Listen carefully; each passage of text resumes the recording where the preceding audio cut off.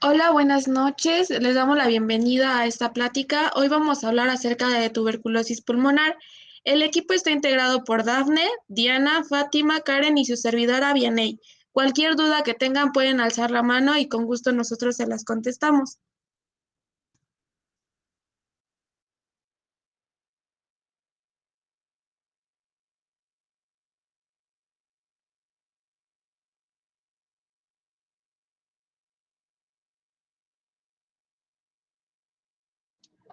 Bueno, vamos a iniciar explicando qué es la tuberculosis. Y bueno, básicamente la tuberculosis va a ser una enfermedad infectocontagiosa. Esto quiere decir que cualquier persona que esté en contacto con alguien pues infectado se puede contagiar, ya sea por medio de la tos o cuando esta persona pues contagiada estornude. Va a estar causada principalmente por la bacteria Mycobacterium tuberculosis y va a afectar principalmente al sistema respiratorio de las personas. En cuanto a la epidemiología, en México se sabe que más de 18,000 casos se presentan al año, afectan principalmente a los hombres más que a las mujeres. Puede afectar a cualquier persona pues, de cualquier edad, principalmente a los niños y a las personas pues, mayores de 65 años, y el 80% de los casos va a afectar al sistema respiratorio.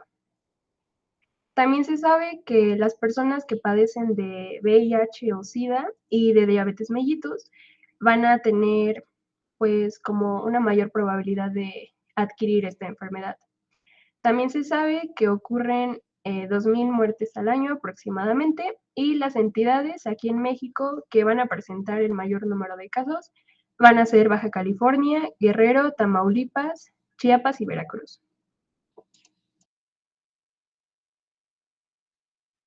Bueno, como ya nos explicaron, esta es una enfermedad contagiosa, por lo tanto, los factores de riesgo son el contacto cercano con pacientes con tuberculosis pulmonar. Esto es porque el medio de transmisión es por medio de los estornudos. También los grupos vulnerables son los lactantes, que son los bebés y los niños menores de 4 años, debido a que su sistema inmunológico todavía no está 100% desarrollado. Después son las personas con compromiso inmunológico. Esto hace referencia a las personas que tienen VIH, que se encuentran en tratamiento con inmunosupresores, que lo que hace es deprimir el sistema inmune y por lo tanto es más factible que se puedan contagiar. Posteriormente vamos a tener exposición a un caso conocido de tuberculosis resistente. Por tuberculosis resistente hace referencia a que una persona que tiene tuberculosis no se está aliviando con el tratamiento, por lo tanto se vuelve una enfermedad como más fuerte, por decirlo así, y entonces no hay tratamiento que le ayude, lo cual la hace resistente a los medicamentos y por lo tanto tiene una mayor probabilidad de que se contagie. La otra factor de riesgo es el fracaso al tratamiento y los pacientes que tienen persistente la baciloscopía positiva. La baciloscopía es un método diagnóstico que se ocupa para poder detectar, Detectar. detectar la tuberculosis pulmonar.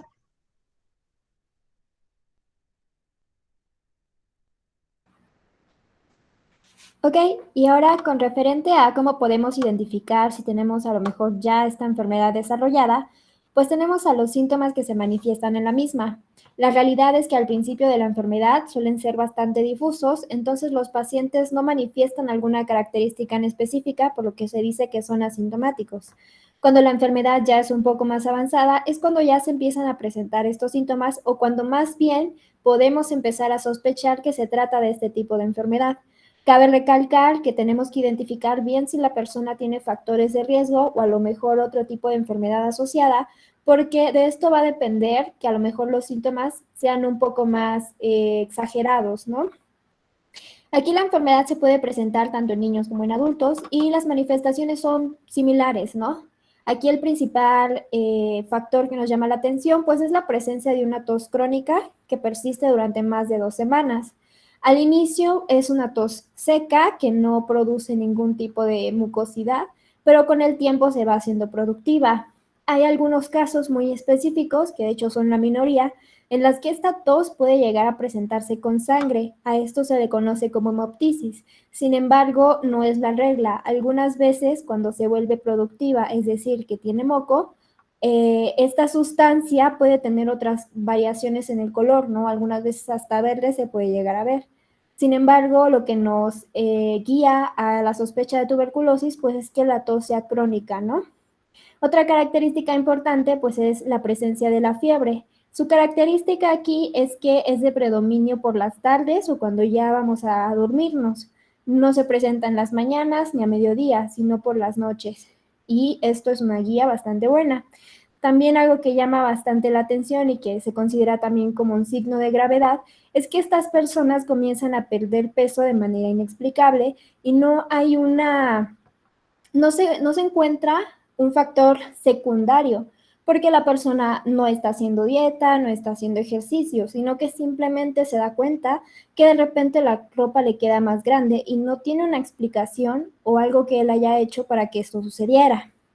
De ahí también tenemos síntomas como la sudoración nocturna. El paciente se despierta por las noches empapado y realmente no encuentra pues una razón para esto. También están síntomas denominados astenia y adinamia, que más que nada se refiere a este hecho de que te sientes cansado, debilitado, que no puedes mover los músculos y que básicamente te sientes fatigado, que se relaciona bastante con el síntoma también del ataque al estado general, que es lo que generalmente llegamos a sentir cuando tenemos, por ejemplo, un resfriado común, que nos sentimos totalmente agotados y cansados. Y de ahí también se presenta el síntoma de la disnea, que es básicamente esta dificultad para respirar cuando realizamos determinadas actividades.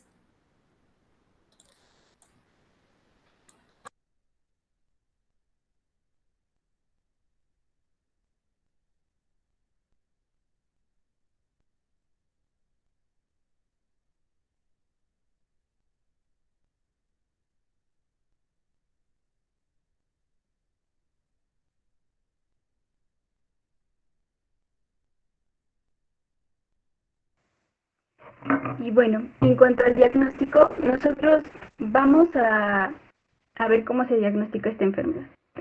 Esta enfermedad puede ser asintomática en los estadios tempranos. Esto quiere decir que no va a presentar como tal algún síntoma que ustedes se den cuenta que ya tienen tuberculosis.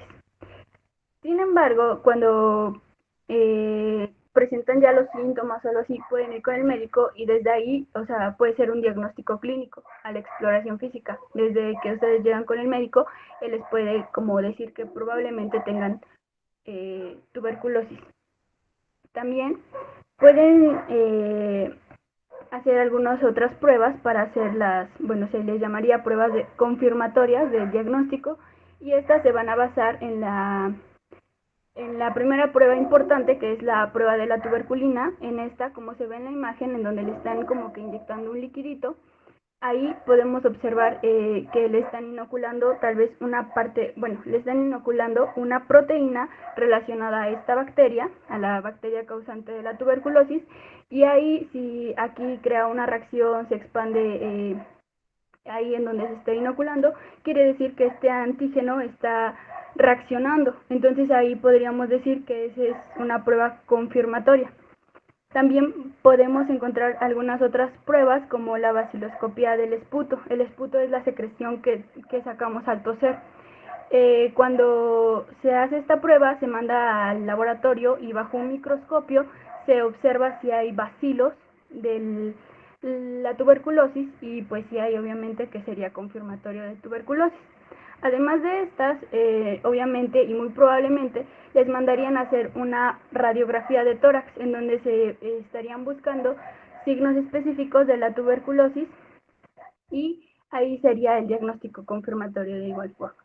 O otra es que se puede mandar a hacer un cultivo de la bacteria que se llama Mycobacterium tuberculosis y obviamente si sale positivo, esto sería otra forma de confirmar el diagnóstico. Este tarda algunos días porque es un cultivo, entonces ahí tiene que ir creciendo la bacteria y tardaría un poquito más que las otras. Cabe mencionar que hay un gran porcentaje de la población que no va a desarrollar la enfermedad, que puede que la tenga, y que no la vaya a desarrollar porque obviamente se autolimita. Esto quiere decir que no va a presentar síntomas, simplemente se va a controlar solita. Y bueno, esto es el diagnóstico y pasemos con la siguiente.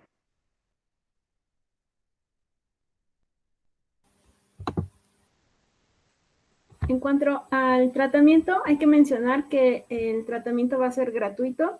Esto quiere decir que en cada centro de salud, pues los profesionales de la salud nos van a otorgar este tratamiento y los medicamentos que se necesitan. Además, es un tratamiento que debe de estar estrictamente supervisado. Esto por varias razones. Una, para que el paciente pues se adhiera al tratamiento y lo siga al pie de la letra y cumpla todas las dosis necesarias. Otra razón es para checar qué pacientes desarrollan efectos adversos a los medicamentos. Algunos efectos adversos pues son importantes saber cuándo se empiezan a presentar. Más adelante les voy a explicar de estos. Y bueno, también es para saber qué pacientes tienen mayor tendencia a abandonar el tratamiento, ya sea porque el centro de salud les queda lejos de donde viven, o porque se les olvida tomarse los medicamentos, o porque empiezan a presentar efectos adversos a estos medicamentos y mejor ya no se los quieren seguir tomando. También es importante que antes de iniciar el tratamiento se hagan pruebas de funcionamiento hepático, es decir, que se midan enzimas hepáticas, principalmente en pacientes de la tercera edad, en alcohólicos, personas que consuman drogas o algunos medicamentos para tratar la hipertensión, la diabetes o alguna otra enfermedad. El tratamiento lo vamos a dividir en dos fases. La fase intensiva, en donde se van a dar 4 medicamentos, que son rifampicina, isoniazida, piracinamida y etambutol. Estos medicamentos se van a dar de lunes a sábado, son tomas diarias, dependiendo si son niños o adultos, pues va a depender la dosis. Es por 10 semanas hasta que se cumplan las 60 dosis. Después de eso viene la fase de sostén, en donde se dan 2 medicamentos, que es la rifampicina y la isoniazida. Aquí las tomas van a ser lunes, miércoles y viernes, es decir, 3 días a la semana por 15 semanas para completar 45 dosis. Y bueno, como les mencionaba, pues algunos medicamentos pueden provocar efectos adversos, que los pacientes pueden presentar repentinamente que ya no tienen apetito, fiebre, fatiga, cansancio, que les salen manchas que les dan comezón en toda la piel, o igual estos medicamentos pueden teñir la orina o las secreciones de color naranja o marrón, incluso pueden presentar ardor, entumecimiento u hormigueo, ya sea en manos o en pies. Puede haber un aumento de la hiperuricemia.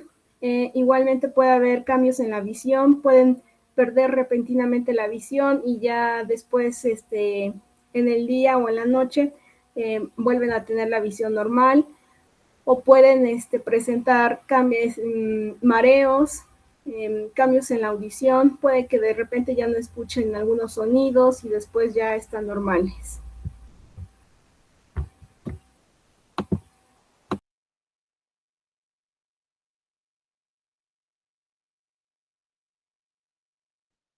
Bueno, y para la prevención de la tuberculosis, ¿cómo vamos a prevenir esta? Lo más importante es obviamente la vacunación de la vacuna BCG, son las abreviaturas de bacilo de Calmat Guerin, algo así se pronuncia. Este bacilo va a ser como, bueno, igualmente va a ser como bacterias atenuadas, o sea que no están vivas, y se les van a inocular a los pacientitos recién nacidos, a los bebés. Esta es la famosa vacuna que nos deja la cicatriz en el brazo izquierdo. Entonces es muy importante que todos los recién nacidos sean vacunados, y los recién nacidos que no son vacunados todavía tienen hasta cierta edad para que sean vacunados y protegidos contra esta enfermedad. También es importante que en la población haya un control de enfermedades tanto respiratorias como metabólicas, ya sea la diabetes o, o la desnutrición, que también sería como una enfermedad crónica, o bueno, todas estas serían enfermedades crónicas prevenibles que deben de ser controladas para evitar que obviamente el sistema inmunológico se deteriore y así pueda cualquier bacteria como la tuberculosis, que es muy contagiosa, infectar. También es importante educar a los familiares, a los conocidos, que al toser deben de cubrirse y además de esto deben obviamente evitar el contacto con otros enfermos de tuberculosis. Si saben que alguien está enfermo de tuberculosis, obviamente es evitar el contacto o protegerse. Además de esto, vamos a requerir tener hábitos de vida saludable, evitar el consumo del tabaco, que obviamente esto te va a llevar a producir alguna enfermedad respiratoria, o el consumo del alcohol. Esto es importante. Y otro punto a tomar en cuenta, a tomar en consideración, es que si presentas síntomas, si sientes algún síntoma de los que ya hemos mencionado, que tienes una tos recurrente, pérdida de peso, que ya tienes fiebre, obviamente es muy importante que acudas a tu médico lo más antes posible para que el tratamiento inicie lo más antes posible y esta enfermedad pueda evitar posibles complicaciones. Y pues eso sería todo.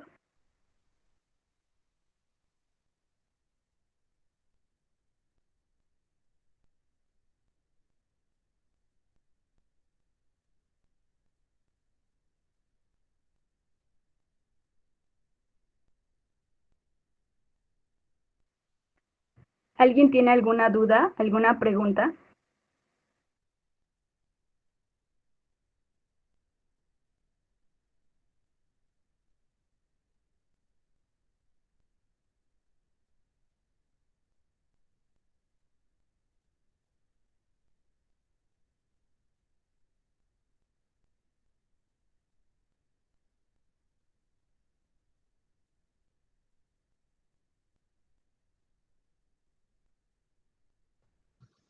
Ok, si no tiene ninguna duda, damos por finalizada la plática.